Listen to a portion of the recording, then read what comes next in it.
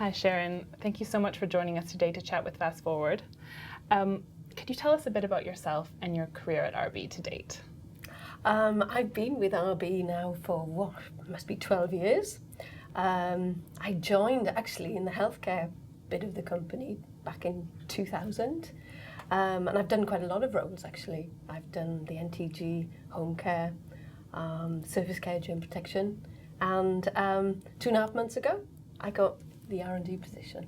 So quite a veteran of RB. So what do you see as the priorities for R&D? I guess it goes back to my first answer. You know, if you look at the two objectives, health and getting to know our developing market consumer.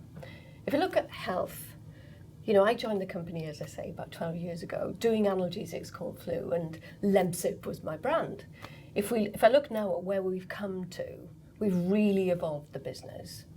And basically, although we're doing some amazing stuff in health, you know, we're taking, you know, brands like Gaviscon, we're applying really good technology and delivering things like Gaviscon granules, really playing to the consumer when that consumer needs relief. But going forward, we need to do more of this, and we need to get the skill sets in that actually will help us do it. So skill sets that are quite new to the company, you know, clinical, medical, regulatory, and we really need to get more of these skills on board. I think, you know, again, playing to Vision 2020, it is knowing the developing market consumer. She is different. She uses our products differently. Her needs are different. You know, I think a great example in the company recently of something that we did in Brazil, for example, with Vanish Oxyaction. I mean, once we found out how she was using our product, you know, with cold water, not in wash, but soaking, we were then able to formulate a product that better suited her needs. Just by knowing her, we gave her, you know, a much better product. So clearly, you need the right people to drive innovation within RB. What would you say would be the ideal person for RB to work in R&D? Now, that's a question. I guess in an organisation of over 1,000 staff, it's difficult to answer. I think, you know, the one ideal person doesn't exist. You need a lot of different types of people. So if you take the product development process, right, from beginning to end, you know, at the beginning, it's fantastic to have disruptive people. You know, it's that person in the room that asks that question that you go, huh? Why did they ask that? But it elicits that, oh, wow, that spark, you know, makes you think differently. So you need those disruptive people right at the beginning. And then, of course, you need your people who are committed, executors, focused.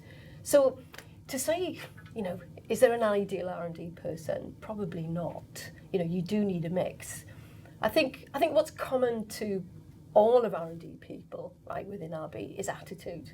Is, you know, we really do live the core values. You know, we do own, we're responsible, we take charge. And, you know, that's what you need in R&D. Great.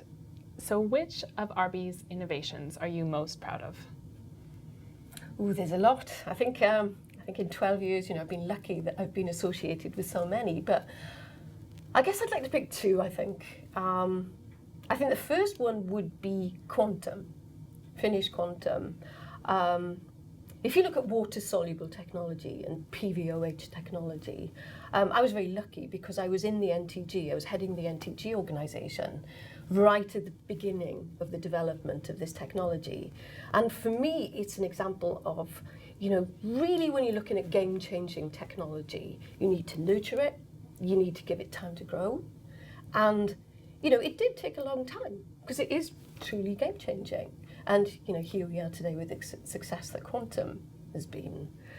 On the flip side of that, I guess I'd take Freshmatic because I'd just taken over home care when we were launching Freshmatic.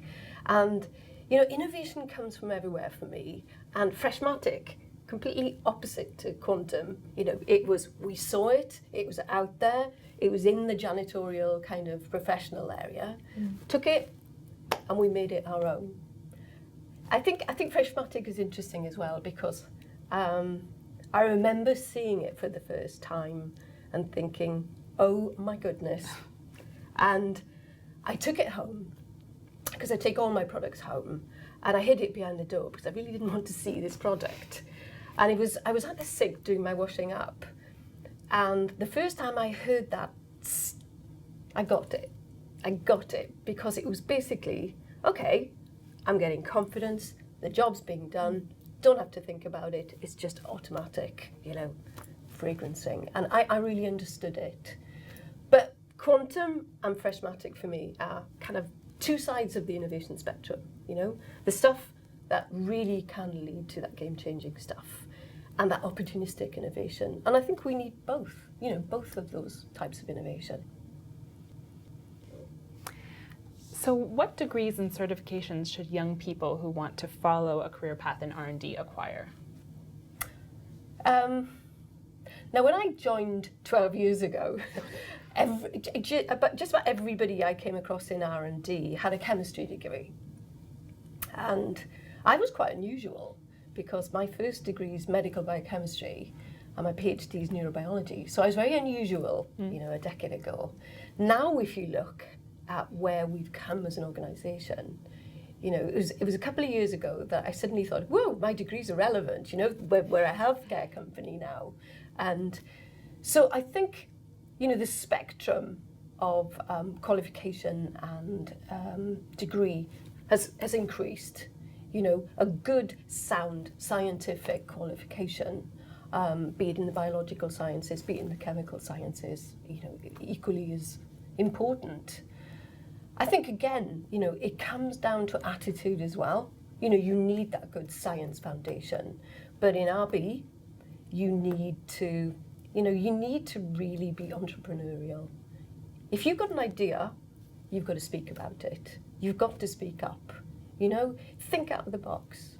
Take those challenges on. That's what success is in R&D. So what is your vision for the new position? It's a great question. I guess, in short, I want R&D to be the organisation that enables and delivers Vision 2020. That sounds easy, doesn't it? But you know, that's very much what I want R&D to be. You know, and to do that, we need to increase both our internal voice and our external voice. And by internal voice, I mean, you know, we need to partner extremely closely with our functional partners, marketing, supply. We need to be bringing sound, consumer-based technologies onto the table. We need to be the organisation that's bringing the ideas. Because we know our consumer, we'll be pushing those ideas towards our partners. And externally, we need to be a credible voice. We need to be talking with the key opinion leaders. We need to be, you know, really setting agendas with regulatory authorities, like we have done to a certain degree with the EPA in the US. We need to be getting round the table with opinion formers, because if we don't, you know, we won't be masters of our own destiny. And we certainly have the capability to be. So, as I say, I want R&D rather to be the enabling organisation that's going to deliver Vision 2020. That was so great, Sharon. Thank you so much for your time. It was my pleasure, Laura.